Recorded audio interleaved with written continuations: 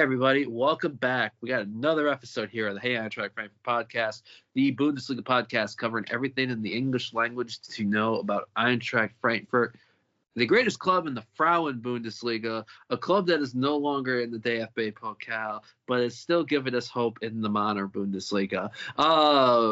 And let's see what happens in Europa. Garret here at Metro Detroit.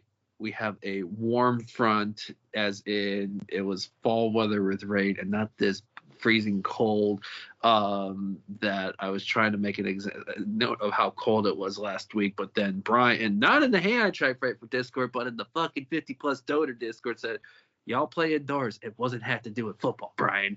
As always, not alone here. A good friend, John from Delaware.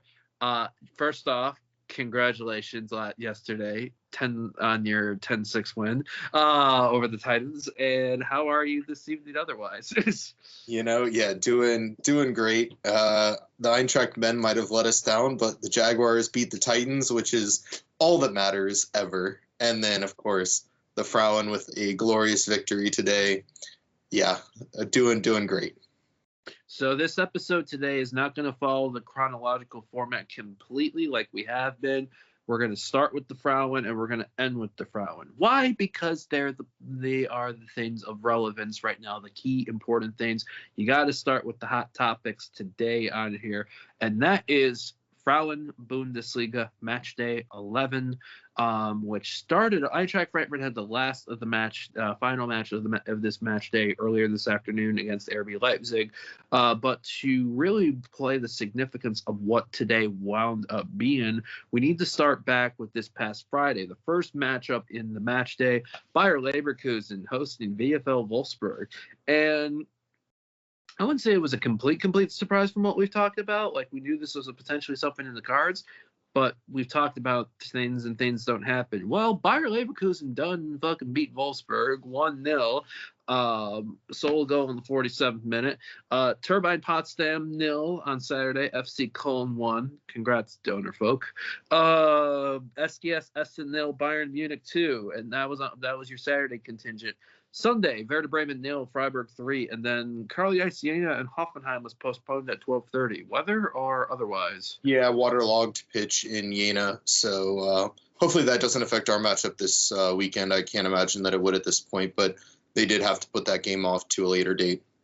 So with all those matches that took place on Friday, Saturday, and Sunday, Eintracht Frankfurt had the Frauen had the possibility with a win today at RB Leipzig, going into the halfway point. John, you can confirm the German term for that because it's rolling off the top of my head. As champions of the first half of the season, we're already at the halfway point. It's fucking weird. Herbstmeister. Thank you. Dankeschön. So. Noon kickoff for the Frauen against an RB Leipzig side that is, going in, had 16 points coming into the match. If you look at, and then obviously they left with 16 points because Eintracht Frankfurt 3, RB Leipzig 0. Let's get into what this squad constituted today. For Adler, Stina Johannes in goal, Volter, Dorsen, Kleinherr, and Lerson, your back four. A 3 and a 1, 3 cents, Pavlik, Gravo, and then Roller Fragen in front of him. Lara Pashnikar back in the starting lineup with Nikola Nyomi. And I would say the first goal is scored by Nikola Nyomi. Easiest goal scored by her this year? One of the easiest goals you can score ever, honestly. Their goalkeeper passed out to their midfielder right in the middle of their box. Grava put a little pressure, and the midfielder just teed the ball up right for Nikola Nyomi to put that into the back of the net. I mean, just a gift, an absolute gift. So I got in a roll at work, and by the time I realized I missed the first half was almost done. So I went back, I turned it on just before the start of the second half at my desk, and I went back to say, let me try to see the click display or saw what happened. And when I saw that, I was like, what? But you could tell that when you look at the high, and if for anyone that missed the match, go to the Eintracht.de website, go on the Frauen thing, read the match review on there. Hey, Eintracht Frankfurt Discord folks should have that link under the Frauen Fußball section, where you can see a quick 3-minute highlight video of the match. But you can see that the Frauen were really getting into the game, pulled away with it in the second half. I got to give a shout out to Tanja Pavlik, because she was chippy today. I was seeing some pushing and shoving, which for a Frauen match I don't often see. Buried it, made it 2-0 in the second half, really establishing her tone on there. Anything you want to add on her performance for today? Yeah, I mean, it was a very dominant performance from the Frauen today. Leipzig didn't look like they really had a shot in this match. Obviously, you know, only 1-0 going into halftime, going into like the 60th minute. It felt like we could have been up by quite a bit more. I felt like Prochnikar had a number of missed chances, unfortunately. We really need to get her going. But, other than missing some chances, played a decent game.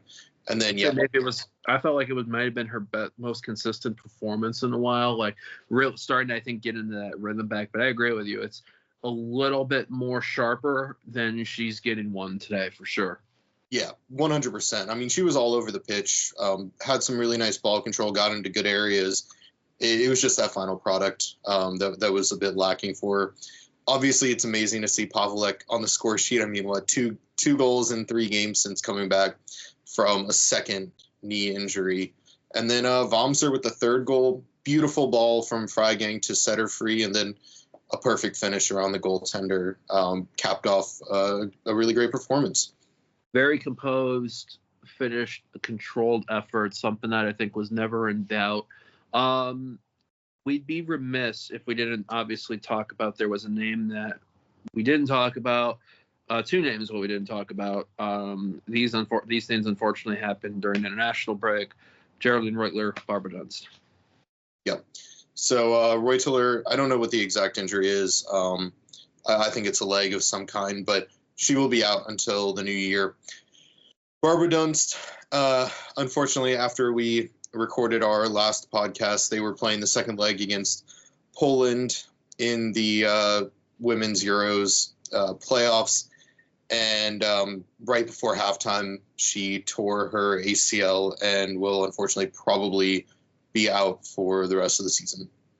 As a loss that is kind of is, what are you going to, I feel like with Laura Freigang, when somebody like a Laura Freigang comes off, we have some things where that between, and you know, maybe Prochnikar and that, but it's kind of like almost when you lose somebody like Barbara Dunst, who is the engine of, like, has been the engine of the midfield, that link between defense and attack, and more on the attack end.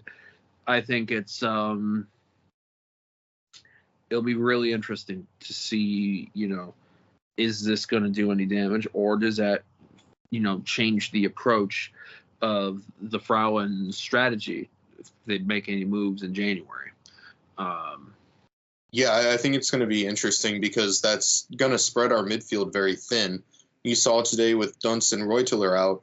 The midfield, yeah, we've got Sens, Greve, Pavlik. That's great. A really good Frauen Bundesliga midfield.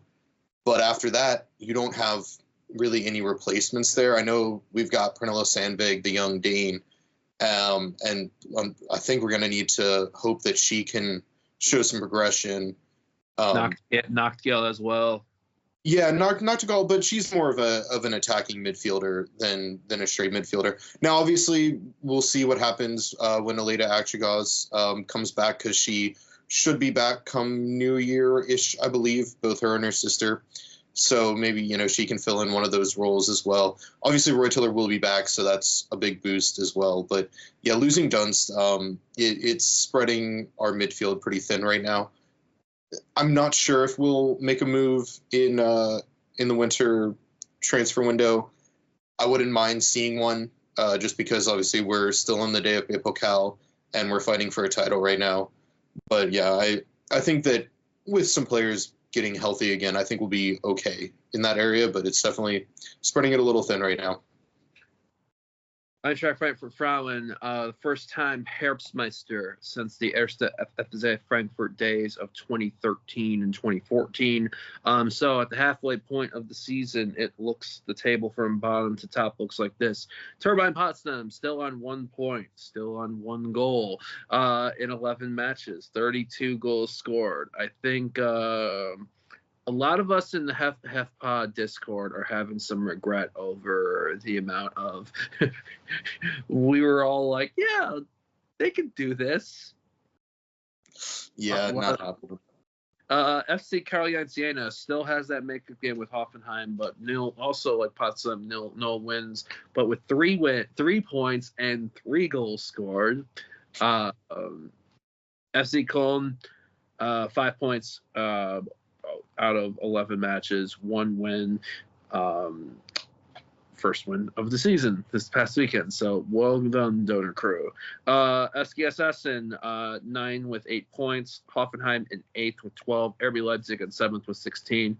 Werder Bremen, 6th with 17 points. Freiburg 5th with 20. VfL Wolfsburg out of the top 3. With 25 points, they're in 4th place. And then we have a 3-way, all at 26 points. Bayer Leverkusen in 3rd, Bayern Munich in 2nd, Eintracht Frankfurt, most goals scored, fewest goals allowed. 35 scored, 5 allowed. What the fuck? It is absolutely insane. That's the fucked up stat right there. Less than half a goal per game allowed. Yeah. Over 3 goals per game scored. It's been just such an incredible season for the Frauen so far. Holy shit. It's almost unbelievable. And if you look about it, the last game, of the 5 goals they scored, they gave up 2 in back-to-back matches, October 19th and November 4th.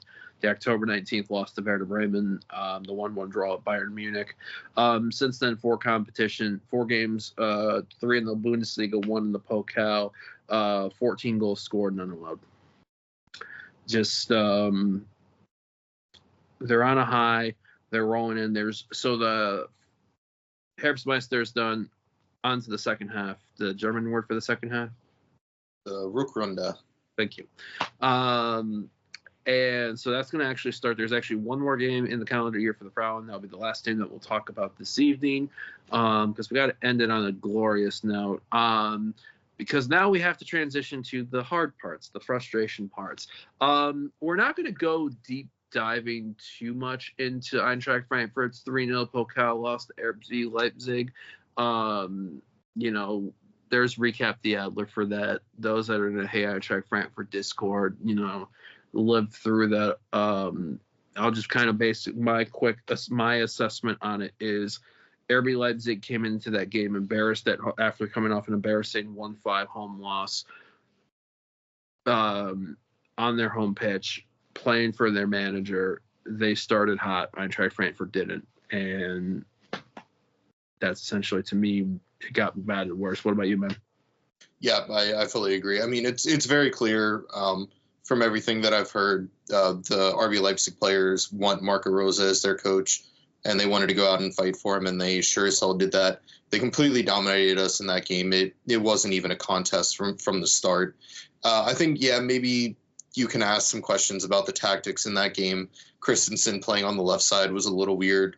Playing Götze in that game, he was completely ineffective, and I don't think Skiri and Larson handled the physicality of some of those Leipzig players very well. Just a really poor game from us, a really good game from Leipzig, and they deservedly kicked our ass.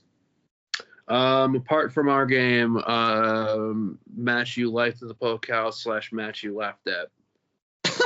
Well, it's got to be the Köln Hertha match, right? That first half was absolutely ridiculous. From the early red card and fighting and the penalty to start the game, and then, oh my God, that game was so horrible though. After that, just it's such a frustrating watch. I'm glad Köln came away with the victory, but oh my Lord, going to extra time in that game was just, I mean, it was almost like sitting in prison watching that.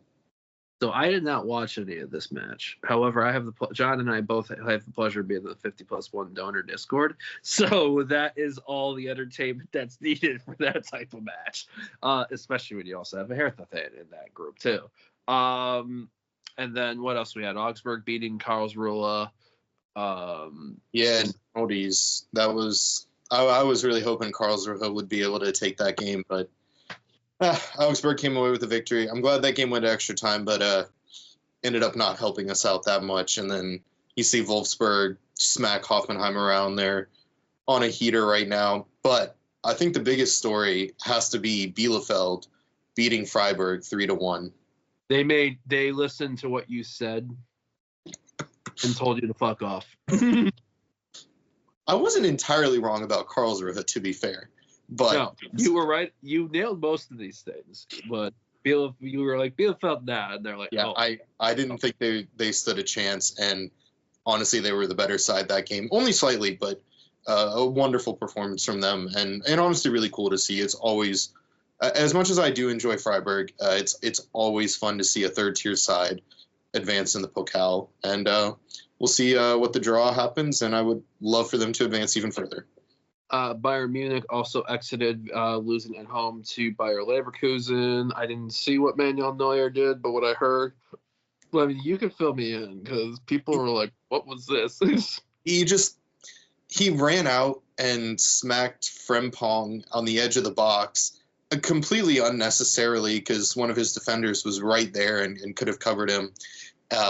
Obviously, because he's the last man back at that point, gets a red card. He ends up breaking his rib in the process, so now he's out until at least January, and I don't know what he was thinking. But even still, Leverkusen had a hard time finishing off that game and only won 1-0.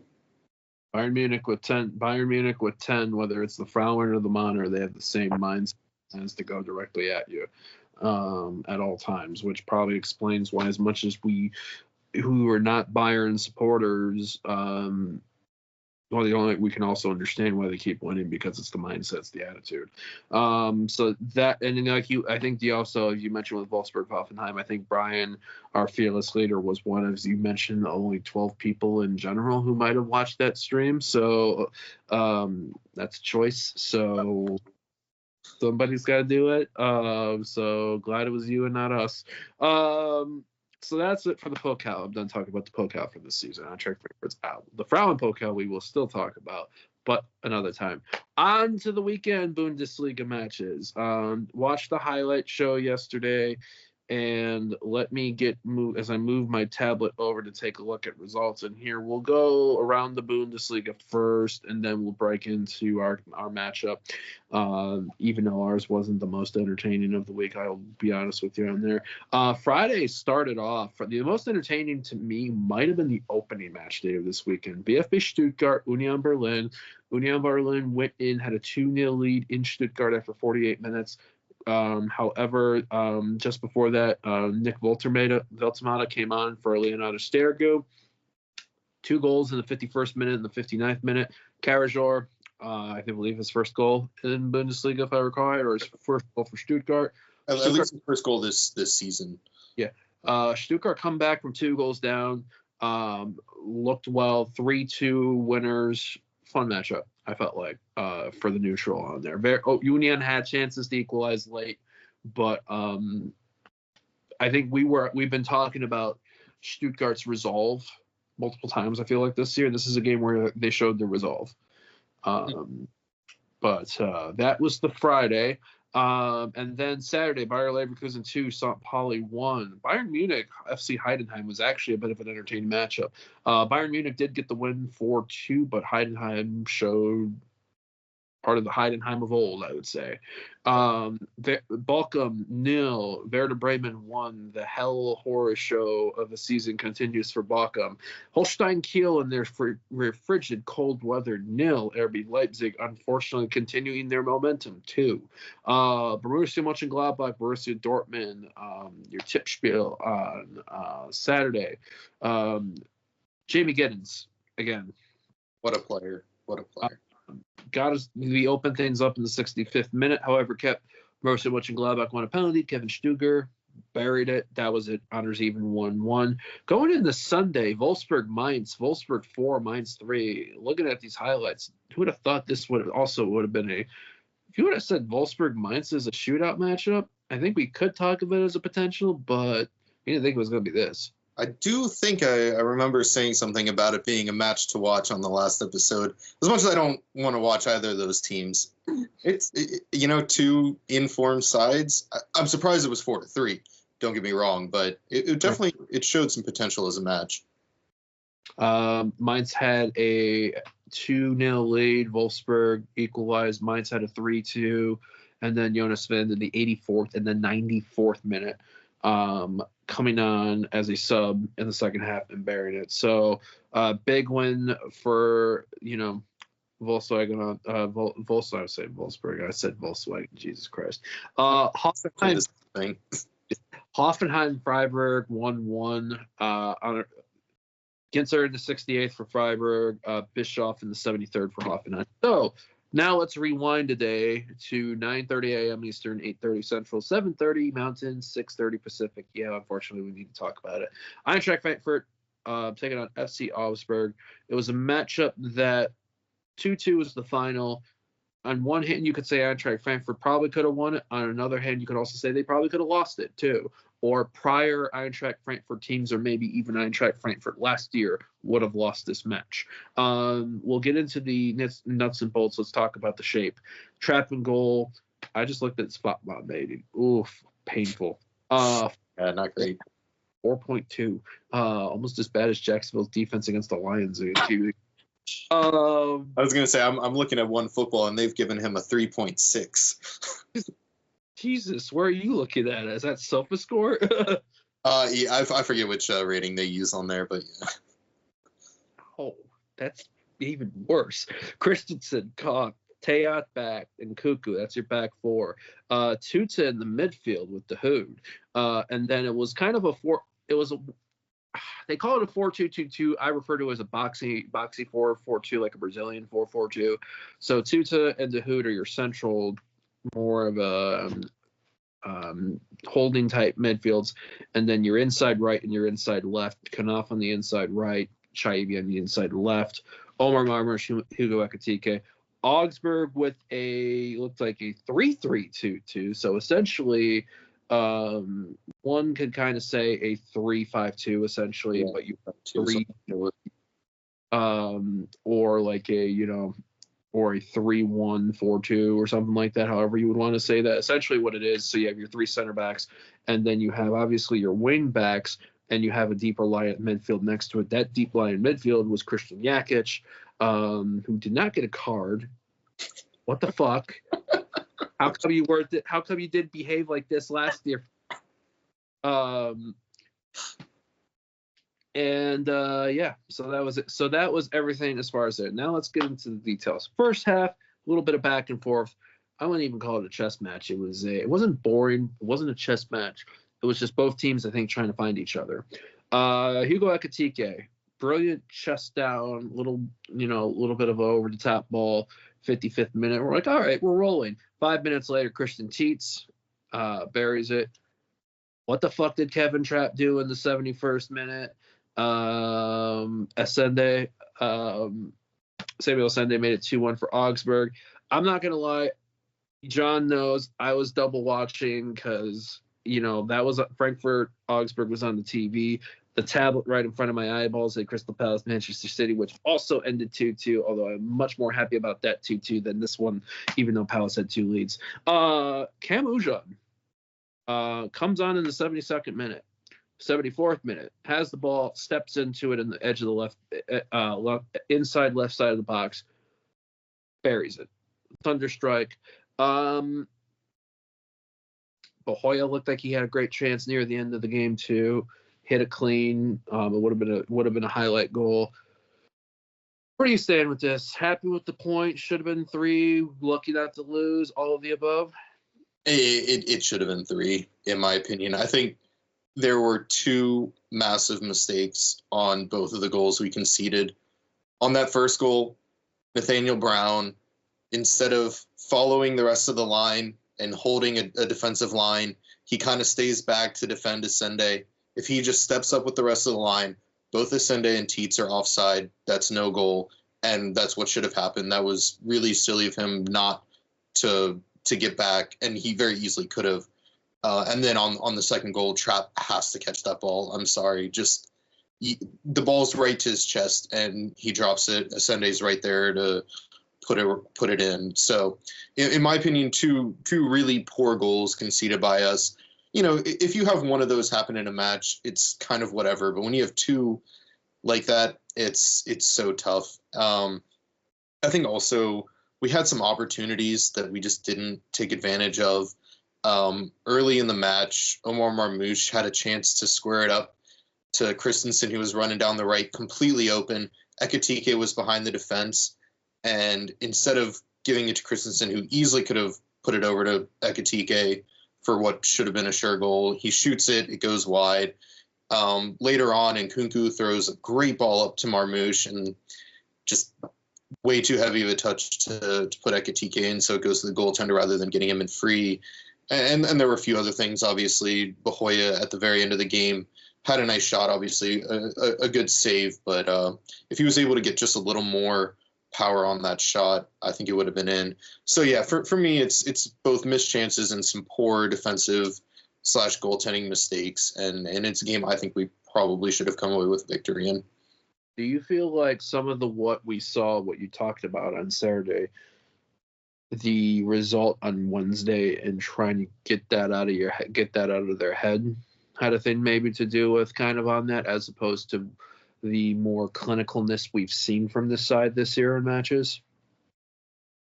I think Marmoush looks like it affected him because he was not involved on Wednesday at all. I mean, neither was Ekitike. Both of them couldn't even get the ball in that game against Leipzig. And I think Marmoush took that pretty personally. It looked like he was trying to force a lot and just not being himself in that game. Ekitike, on the other hand, I thought looked really, really good. And he was a lot calmer and made some better plays.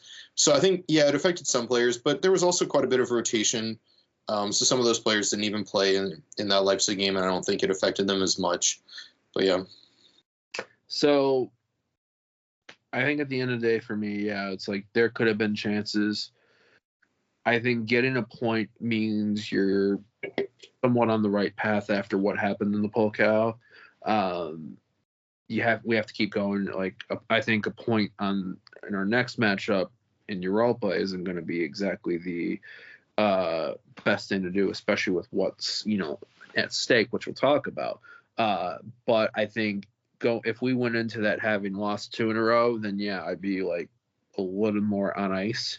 Hopefully it's like they can keep it rolling and get the moving. Hopefully it's kind of like what happened in the league when we lost to Leverkusen, then we had the 1-1 at Union, and then we got on that mini run. Because I think before Leipzig we were 1-8 and drawn 1 and had won 7 in a row in all competitions. So Lanish Diva is knocking. We briefly answered. We realized the hell that we were in. We kicked them out for being rude, and they're still trying to make their way in. No, it's the holidays. The fuck. So I have a couple more thoughts on this game before we move on, though. Yeah. First of all, I want to say I saw some stuff out there about Nkunku kind of getting dragged, and in my opinion, he honestly had a really good first half. The only reason he got subbed off was because he took that yellow card, and you can't blame him for getting mad at the ref for not blowing dead what should have been an obvious blown dead situation with Ekitike taking a shot to the head. I mean, kind of Knauf's fault for getting in his way there, but I don't understand why people kind of were shitting on him for that performance, because I thought he played a great game. Second of all, one thing I kind of didn't notice in the past couple of games, and I realized today, this is now the 3rd game in a row that Ebembe hasn't even been on the bench, and it's not an injury thing. So obviously there's a lot of competition. We have a really deep squad, but it's a little concerning to me that he's not even making bench. And I saw some some rumors today out of the Turkish media that Galatasaray is aiming to make another push for him in the winter window. I hope he stays. Obviously, I really like him as a player, but given the competition, I wouldn't be the most shocked if he were to leave. I would rather that happen in the summer than in the winter. But and then thirdly, I got to say our fans were in absolutely amazing voice today. I think their spirit after losing that match in Leipzig, and obviously they showed out in Leipzig as well. It just shows what this club is all about, and having full support behind a team after a really, really poor performance and loss. And it's that kind of stuff that really makes you love this club so much. Yeah, and I mentioned the Frauen today as well. That was a good, obviously it was a smaller attendance in Monday matches aren't exactly, with deserve not looked at favorably in German society, and I completely understand in that. But to make the time commitment and for that, well done to everybody. And shout out to the fans for also continuing to protest the Monday games. You've seen that across the board in the Frauen Bundesliga this year. Fans, just like what happened in the men's Bundesliga, 5, 6, 7 years ago. And now that's occurring in the Frauen Bundesliga. And it's good to see the fans showing that disdain for the Monday games and making a fight to not have those occur. Because, the attendance is going to be less on a Monday night, and it just sucks for everyone involved. Agreed. So after the end of match day 13 in the Männer Bundesliga, Bochum still on rock bottom, 2 points after 13. They've scored 10 goals. Holstein Kiel is next to bottom with in the last automatic spot, going down 5 points from 13 matches, the 1 win. Heidenheim are in the promotion relegation playoff with 10 points.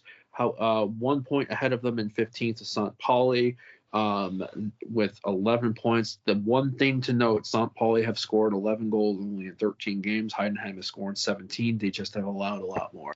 So I think that will become very, very interesting, is who gets it more shored as we get down there. Does St. Pauli start to put it in? Because it seems like they have a decent enough defense for a new side, which is pretty impressive. Yeah. Problem, they're struggling to score with all the possession that they're having. So what's going to get first? Because I think that might be, they look like they might be the two, not yet gone away from the pack, and still, unfortunately for them and happily for a lot of the rest of the Bundesliga support groups, Hoffenheim, 2 points ahead of St. Pauli in 14th place, 18 goals scored, 25. So we've seen a few different things. I know they were embarrassed on the Pokal at Wolfsburg, so it'll be interesting to see what they're going to do in January. Are they be selling because people want out? Or are they going to be able to get people in? Or are they going to just ride with what they got? Augsburg with the draw, 16 points. They are in 13th. Union Berlin also at 16 points in 12. Borussia Mönchengladbach 18 points in 11th. Werder Bremen and Mainz. Bremen in 10th, Mainz with 9th, both on 19. Mainz with a much better goal difference. VfB Stuttgart is alone in 8th with 20 points. We then have a three-way tie, 7th through 5, all on 21 points. Freiburg in 7th, Borussia Dortmund in 6th, and all of a sudden, VfL Wolfsburg riding the wave. We wrote them off, 2-3 weeks ago, and Ralph Hasenhüttl told us to just said Scheisse. RB Leipzig back, looks like they've on there. Unfortunately, they're in 4th. Bayer Leverkusen in 3rd with 26 points, still in 2nd. I'll take it. There is something I'm happy about that. Eintracht Frankfurt, 27 points, but it's now only 1 point as opposed to 3. Bayern Munich, 6 points clear.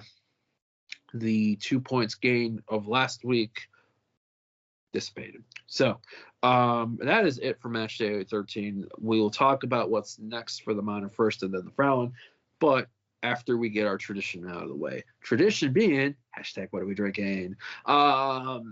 John, I'm sure you had another eventful weekend, so on the weekend, and what having no.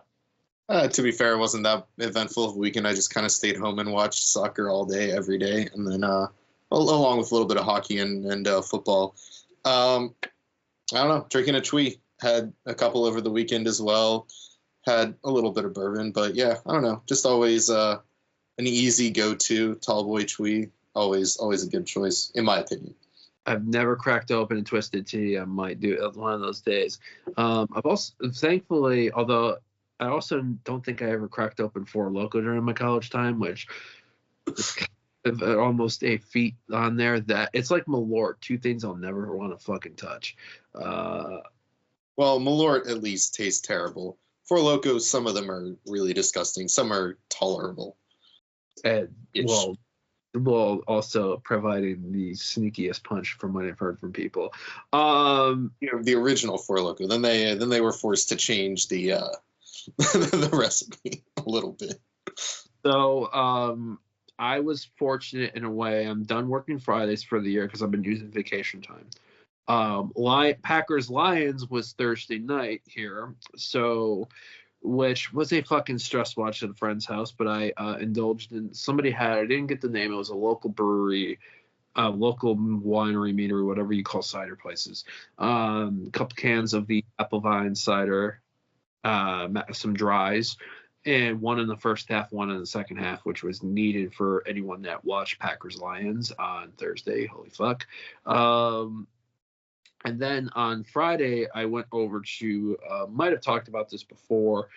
There is a very good, Chris Monroe here refers to as a top 5 in the state, and I'm blessed to have a 10-15-minute walk from my place, a 5-minute drive. Crewin Brewery with 2 locations, one here in Warren, one in a Clinton Township food place too. So they have what is a pear cider or perry. So instead of apple vine, it is pear vine or whatever and so the perry pear cider, fantastic. Folks in the Metro Detroit area highly recommend. And currently right now I got the glass, just a glass of the black tea, some Red Rose, watching my Red Wings get smacked in fucking Buffalo. So whatever you're drinking, whenever you're drinking, or if you're eating, whatever it is, we say cheers, prost, all of the above. And with that, we continue. So we talked about what had taken place on the Männer. The getting the draw event is moving in the right path from the Pokal. That continues this Thursday. Europa League time, back in action, back in all of that. Let me bring that up here. It is match day number 6 in the Europa League. Eintracht Frankfurt traveling on the road. Currently, they are in a 3-way tie for top spot in the Europa League table, along with Athletic Club Bilbao, and for some unforeseen, godforsaken reason, Lazio. But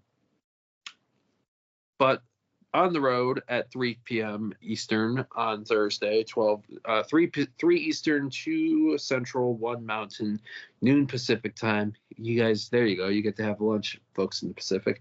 Eintracht Frankfurt travel to France and take on Lyon. Lyon are in 7th in the table, 3 wins, a loss, and a draw, 12 scored, 5 allowed. In particular, them looking at their Europa contest here. They last won 4-1 at Karabag, 2-2 draw in Germany at Hoffenheim, and a 1-0 home loss on October 24th to Besiktas, who Eintracht Frankfurt defeated 3-1 in the beginning of October in Istanbul. So Lyon's last match, 3-0 on Saturday win on Harres. Anything stand out in particular to you about Lyon, whether you're feeling about either their attackers, players in particular, the like and the like? I mean, it's hard to figure out what to make of Lyon. There's such an interesting side. Obviously, they've got a number of very good attackers. They brought in Georges Mikotadze, who went absolutely off for Metz last year and is like, okay. Lacazette, he's older but still performing. You've got Cherky and Kakare in the midfield. Old ass Nemanja Matic as well. Oh yeah, I forgot he went there. I don't know, and in their past 14 games, they've only lost one match. But like when you look at their Ligue 1 form, 3-0 win against Angers. Angers is not good. 4-1 victory over Nice. Nice is all over the place, honestly. A 1-1 draw against Reims is fine. 1-0 victory over Saint-Etienne. They are god-awful this year. And then a 1-1 draw against Lille. That's their past few games. But in Europa League, obviously, they're playing a little bit better. They have wins over Olympiacos and Rangers as well, were their first two. But losing to Besiktas in Europe is not a common occurrence in recent times. Losing at home to Besiktas. Yeah. Not losing in the Cauldron in Istanbul. Losing at home to Besiktas, who don't seem to do well on the road. Lyon, as you mentioned, 5th place in Liga, 7 wins, 4 draws, 3 losses, 26 scored, 17 allowed. I mean, I look at this team in Lyon here, and I just see a bunch of people that I've seen play. I don't want to say edges of their prime on there. You have some good young talent, I think, Cherky, obviously. But I'm looking at here, you talked about Lacazette. Said Benrahma is, I don't know, although banged up. Unfortunately, Crystal Palace legend Wilfried Zaha is on this fucking team as well. We talked about. They've also got like Jordan Vertu, Ainsley Maitland-Niles, Douye Tachar, who had a spell in the Premier League. It's such a weird collection of players, but it also shows why. Tagliafico. I mean, yeah. but it also shows why they're in such a financial bad spot right now, because they've signed a lot of these, relatively successful players to larger contracts, weren't able to sell off in the summer, and now they're going to have to make up nearly 100 million, I believe, in sales over this winter and this summer if they want to be able to retain their license for Ligue 1 for next year. It's unfortunate that we're not facing them after they have to sell off all these players, but I don't know. It's just such a weird organization, and I'm just not really sure what to think about them. I can tell you from a little bit on here, just because unfortunately I have a little bit of inside knowledge on Lyon with being a Palace member of. Well, I'm trying to think. John Texter, who is a Crystal Palace owner, is trying to get out of his stake, but Eagle One Holdings, who's also had ownership stakes in Botafogo, amongst some other clubs, I think Augsburg even too, or trying to. I thought it was different Americans involved in that, but I don't remember. Maybe it's might be Harrison Blitzer, not Harrison Blitzer then, but also involved in Lyon. He picked interesting situation because I think he picked that up from the Olas or whatever. I forget the Lyon family that was involved. Yeah, Olas, Jean-Michel. So that obviously had a little bit. So that was a little bit of a difficult time because I think there was a winding order when Texture took over everything. So, but yeah, as you mentioned, they're moving everything through there. They had Jake O'Brien who went from Palace to Lyon and over to Everton. So it's a lot of interesting going on, like a lot of world football, especially in systems that are unfortunately where there are multiple clubs in Europe in systems. It's unfortunate that this is becoming a new trend, but. You mentioned too, when you have all this money in there and you have, even another name I'm looking at here. Well, they have young guy like Florent Silva, but I feel like we play our game, we play our match in Lyon, we win. Yeah, and I think for us, we have a pretty good idea of what lineup we're going to see in the Europa League. I think it'll be relatively similar to the lineup that we had in Leipzig. Obviously, a few different changes here and there, but, Christensen will probably be back on the right, and then you'll have Tuta, Koch, Teod out on the left.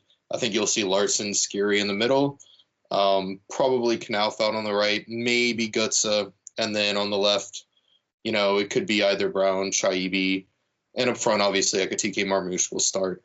And I think that if we go in there, League roster or not yet? Is what? Is Nathaniel Brown on the Europa League roster yet or not yet? You're right. He's not. Okay. He will be able to be put on in January, but you're right, he's not. So maybe we see Nkunku. I guess because of that, we'll probably see Chaibi out starting on the left. And I thought actually he played a decent game against Augsburg. Not the greatest, but decent enough. Chaibi, I think, would be good too, just because coming from Toulouse, familiar with Liga matches. If Dina Mbembe's not in the doghouse, and if you feature him, then there. But the writing may be on the wall for that one.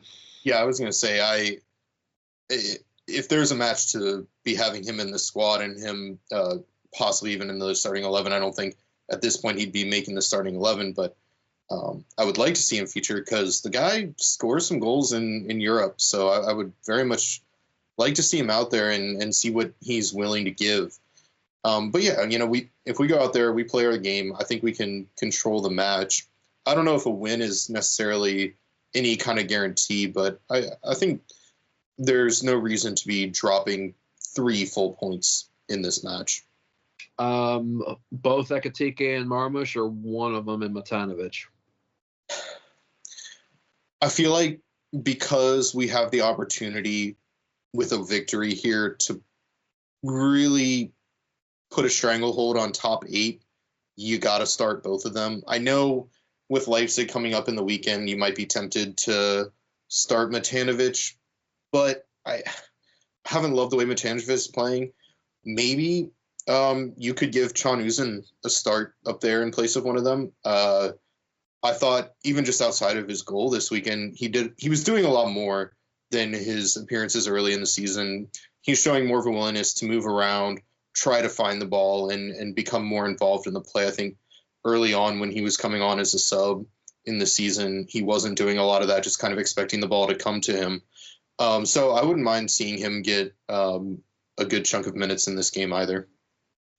I kind of feel like between this one and the match on Sunday, this is the match you go for this weekend. I think Leipzig, we've already known what to expect with Leipzig. It could happen with a full strength squad. It could happen in rotation if we get something proven there. I'd say rotate a little bit more on that and go big. Go as big as you can for this one, as you mentioned, clinching a spot in the knockouts, which to do that with 2 matches to spare and still have a chance to at least be able to get one of the automatic 8s. It's fantastic. So I agree with that. I'd love to do Ekatike and Marmush both. And I would probably do Ekatike and Marmush. I'd probably go Knaf Chaibi. Yeah. Go full speed, full throttle, because you can go with the ball or you can break out. And this is where Hugo Larsson might be, beneficial for something like that too, because he can either be on the end to finish or he can be on the creation. So dust settles, 90 plus minutes are done in Lyon. Who takes it and what's your score? Who are your scores? I'll go 2-1 for Eintracht. And I think that Knauf and Ekatike score. I'm with you. I'm going Lyon 1, Eintracht Frankfurt 2. Hugo Larsson continues his Europa run, and Omar Marmush. I feel like that's going to be it'll be a battle on there. I don't know if it's going to be Frankfurt scores, Lyon equalizes, Frankfurt scores again, or Frankfurt's going to get 2, Lyon gets 1 late. I'd love a clean sheet, but honestly, probably not going to happen. Another fun question for you. I will ask about this because I thought about this. Do you give Kevin Trapp a night off, give him the time to cool his head for Sunday, and you put Koa Santos in? I don't know. Trapp is enough of a veteran that, giving him a night off isn't gonna completely destroy his confidence or something. Say if Santos had that game and you take him out and put Trapp in for this game, then Right. that I think would affect a young player a lot more than someone like Kevin Trapp. At the same time, I mean, he's your guy. He's been there for this team so much. While I personally wouldn't be necessarily upset with the idea of a Santos start here, I don't think that the club is going to have any intention of not playing Kevin Trapp in these matches. Right. So it'll be 3 p.m. Eastern, noon Central. No, 3 Eastern, 2 Central, 1 Mountain, noon Pacific, Paramount Plus. So chance to clinch the knockout spots with 2 match days left before we hit that phase. That is on Thursday. Then we go back into Bundesliga play. Friday, match day 14 of the Bundesliga kicks off Friday with Freiburg-Wolfsburg at 2:30. Saturday, 5 matches, 4 at 9:30, 1 at 12:30. 9:30s are Augsburg, Bayer Leverkusen, Borussia Mönchengladbach, Holstein Kiel, Mainz and Bayern Munich, Meteor, Union Berlin and Bochum, and Tippspiel, St. Pauli, Werder Bremen. 3 matches on Sunday, 1 at 9:30, 1 at 11:30, and 1 at 1:30. 9:30, Heidenheim, Stuttgart. 11:30, Dortmund, Hoffenheim. Mini Meteor. And 1:30, RB Leipzig, Eintracht Frankfurt. Main event. Before we get into the main event, match in particular you're looking to see of the other 8. I gotta say, most of these matches do not excite me in the least. I gotta say, I think Friday's matchup between Freiburg and Wolfsburg could be pretty interesting. Obviously, Wolfsburg coming in on a high. Freiburg lost in the Pokal. They drew on the weekend. Not the greatest Hoffenheim side right now, but they still have that in them to win that game. So I think that's a good matchup. And then the Meteor game, Mainz versus Bayern. Mainz dropped last minute against Wolfsburg, but they're still playing well. And I don't know, Jonathan Burkhardt is on a heater. He just needs 1 more goal to become Mainz's all-time leading scorer in the Bundesliga. And against the Bayern defense that at times can be leaky, I don't know. Could be an interesting matchup. And then, obviously, unbiased, of course, the best matchup of the week is the very last one on Sunday, 1:30 Eastern Time, RB Leipzig versus Eintracht Frankfurt. Freiburg Wolfsburg is going to have goals. Heidenheim Stuttgart's going to have goals. Stuttgart has Young Boys in Champions League on Wednesday. Heidenheim has to go to Besiktas in Conference League on Thursday. So that will be incredibly interesting. Mini asteroid game meteor game between Dortmund and Hoffenheim. Something's got to give in that one. Mainz Bayern, I agree with you. There will be goals in Mainz Bayern, and Mainz might be able to take points from that. I will say with your mini meteor game, Dortmund is playing at home where they are very much elite. I don't think they've dropped. They haven't lost at home all year, and they've hardly dropped a point there. I don't see Hoffenheim standing a chance in that one. Big game for Dortmund at home on Wednesday, too, in the Champions League as FC Barcelona comes in. Yeah, massive. And a Barcelona side that's not playing their best either. So it's an opportunity for Dortmund. If there's a team that I dislike more than, say, the Bayern and the Dortmunds in this world, FC Barcelona is fucking up there. They're up there, yeah. You know what? Give me a fucking... I'm trying to think what mountain range is nearby Dortmund to cause a giant avalanche type thing. It's not they're not the Alps aren't close. No, I don't think they're necessarily close to any mountains in Dortmund. Okay, something from the Rhine then. Something on just a big ass flood. Just either that or something with coal, or I don't know. I don't know. Just fault or worse things worse, faulty or worse things worse, a bad batch of beer. I don't know. So with that being said, and all the unpleasantries of the holiday season being switched on to that, back to Leipzig, second time in 10 fucking days. 11 days to be exact. Do you feel like because it's a separate competition from the Pokal that there's a chance this match might be that it's a completely different clean slate playbook match, or do you feel like I don't know, what are you feeling on this one? Yeah, no, I think it's going to be a very different matchup than the Pokal match. Obviously, the Pokal brings a whole different energy out of people in general. It's a competition that Red Bull has done very well in recent history, unfortunately, and a competition they take super seriously.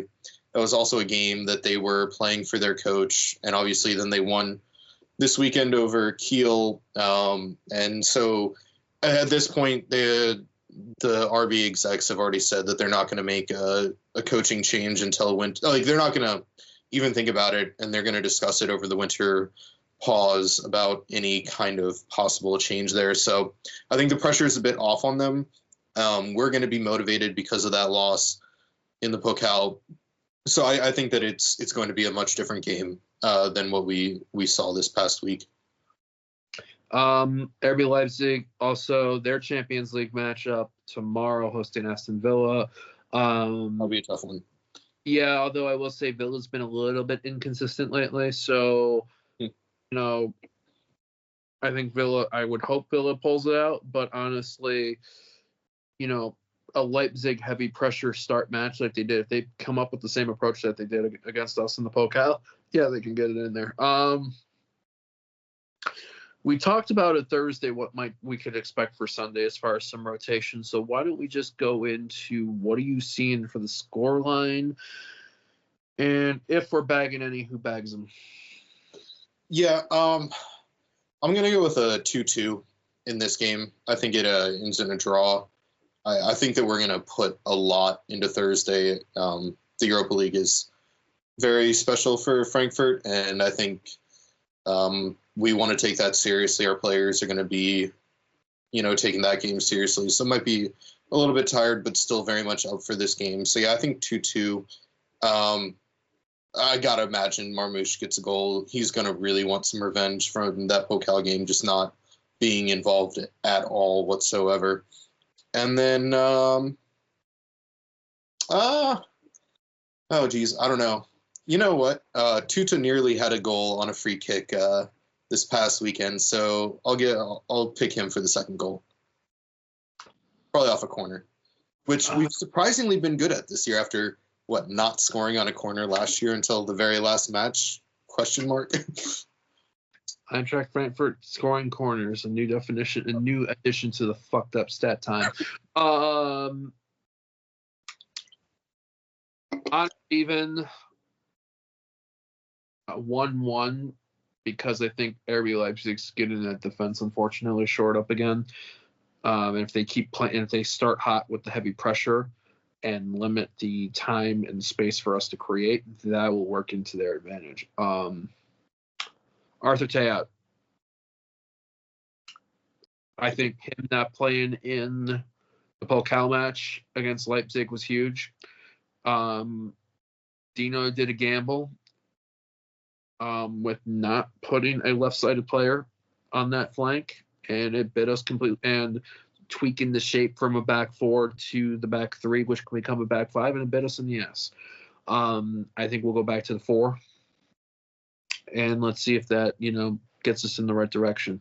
1:30 Eastern, 12:30 Central, 11:30 Mountain, 10:30 Pacific. And those that are here in Michigan that are freaking out, don't worry, the Lions play at 4:25. So, yeah, that is it there. But we need to go back now to our final match that we'll talk about. We will be rewinding 2 days to Friday, 12:30 p.m. I just realized I'm off work for this one. Let's go. Frauen Bundesliga time. The beginning of the Rückrunde starts here. Let me bring up the match day things. Eintracht Frankfurt's obviously the first matchup of the match day, but we're going to save them for last because duh. Saturday, 2 matchups. Bayer Leverkusen Freiburg at 6 a.m. Werder Bremen and Wolfsburg at 8 a.m. Either one of those can go on the zone. Sunday, 2 matchups. Bayern Munich, Turbine Potsdam at 8 a.m. Hoffenheim, SKS Essen at 12:30. Köln versus Leipzig at noon on Monday, December 16th. I'm saying maybe, Donor. Maybe. Yeah. I don't think any of the matchups this match day are really in question. Maybe the one that could be the closest is going to be Leverkusen Freiburg. just because I think Martinez is kind of on a heater for Freiburg. Obviously got a brace over the weekend, which is fun to see. And Zekai is quite an intriguing talent for them. But, yeah, I don't know. I think all the matchups this coming week are pretty heavily in favor of the higher-sided teams. Have they set up the new match day for that replay of Freiburg Leverkusen to start the season or not yet? I have no idea. I really don't know. I haven't seen anything about it recently, so. Yeah, so be on the lookout for that because that might have some table implications when that gets set up. Eintracht Frankfurt Frauen's matchup to start the Rückrunde. A trip to Karl-Heinz Jena. Oh God, this is that damn diva. It's like, you know, the ghost of Eintracht past. 12:30 Eastern, 11:30 Central, 10:30 Mountain Time, 9:30 in the Pacific. Is there any concerns about this one? I don't think so. I hate being overly confident about a game, but Karl Jena this year, through 10 matches, because they obviously had their game postponed this weekend, have only scored 3 goals. We've only allowed 5 goals. And what was our score against them in the first game? We opened up the season on August 31st with a 2-0 win. 2-0, which isn't ideal, but that was also coming off of right before the Champions League playoff that we were focusing on, and obviously failed in that, unfortunately. Yeah, I don't really see any concern in this match. Jena is not a good side. They're very, very lucky that only one team is going down this year. Like, insanely lucky, because in any other season, they'd pretty much already be guaranteed that second spot because of Köln's victory over Potsdam. All right. Are we testing fate? Well, with the scoreline? Mm-hmm. As is tradition, I can't pick a clean sheet. Even though if there's a game the game to pick that in would be the Potsdam one. But no, I'll go with a 4-1 victory. I don't really think we're going to give up a goal, but I just can't predict a clean sheet. And I think Yomi, Fragang both get on the score sheet. You know, I thought Sense looked really, really good today. So I could see her getting on the score sheet, especially if she plays a more advanced role with Dunst being out. And then why not a Dorson penalty? So you were going the safe, cautious route. Oh, boy. Y'all understand, I'm from Metro Detroit. I'm a Detroit Lions fan. What do we love to do, John? What? Go for it on 4th down. Especially on 4th and inches, so they kick a field goal. So they like to take risk. I was cracking a joke. I think I told my old coworker, Dan Campbell's, I wouldn't be surprised if you hear a surge in wheelbarrow sales. But, so what does this mean? Garrett, people are like, Garrett, what the fuck are you talking about? What does this mean to this Frauen Bundesliga match? Karl-Heinz Jena 0, Eintracht Frankfurt Frauen 3. I'm going clean sheet, folks, because fuck it, I'm going for it. Laura Prajnikar gets 1. Nicole Anyomi gets 1. Gravo gets 1. Actually, Pavelek makes it 3 out of 4.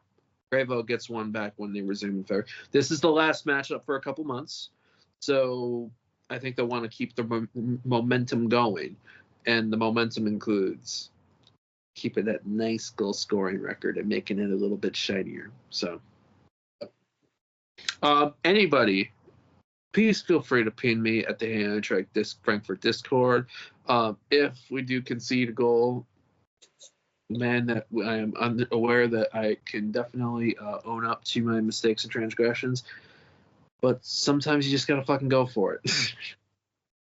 When you were saying that, I thought you were gonna pick like 9-0 or some shit like that. We're not playing Cologne. We gotta save that. Fair. We're not. Donor's gonna listen to this and be like, banned. Oh! Before that next matchup, we're for sure getting banned. That's easy. We're just gonna be like, hey y'all, check out the next. Hey y'all, a teaser on here. I think one of them's at our court too, I believe. So. I think so. Yeah. No, yeah. I mean, we scored 8 against Cologne, 6 against Freiburg in there, but we only scored 2 against Jena, and Jena might have the effects of a waterlogged pitch. We're only going to score 3. Yeah. I mean, that's true. Yeah, we don't know what kind of condition their pitch is going to be in. You imagine it's not going to be waterlogged still, but I don't know what the effects of that are going to be on the pitch. It could be a really, really poor pitch. Germany in December, just before Christmas, too. Weather could be a little bit rough on there. All right, so I think we've covered all things. Is there anything you want to provide? Anything? Closing thoughts? Anything? No, I think that's about it.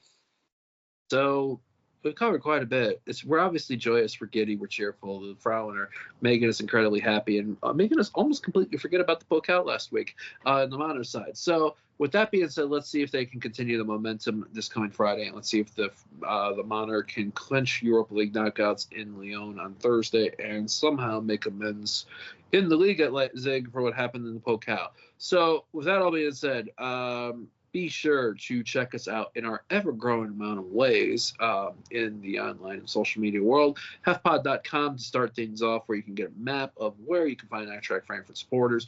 Our entire episode history's on there. Might be doing some more stuff. Maybe you get to see some written stuff down the line. Who knows? 2025 is a month away, so that'll be a good tease. If you like a good old-fashioned write-up to see if something we can read off, hey Eintracht Frankfurt at gmail.com. And then also YouTube, hey Eintracht Frankfurt. Like, subscribe, so we can do some more cool stuff on here. And then we are also on the old in Twitter at HEFPod and the new hefpod.bsky.social. Or is it bsocial? Yeah, it's bsky.social. bsky.social, cool. And hey Eintracht Frankfurt on Instagram. Shout out to Matt for keeping that up. Miles in Minnesota for the branding.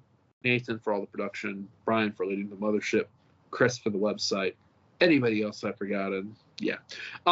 John, where can folks find you in all the different ways? Yeah, you can still find me on Twitter at Ben_JBen, Instagram at JohnBen33, and on Blue Sky at johnben.bsky.social. Find me Twitter, Instagram, Discord at GMComats, on Blue Sky at gmcomats.bsky.social. And you can also find us on Eintracht Frankfurt Detroit on Twitter, only currently at Detroit SGE.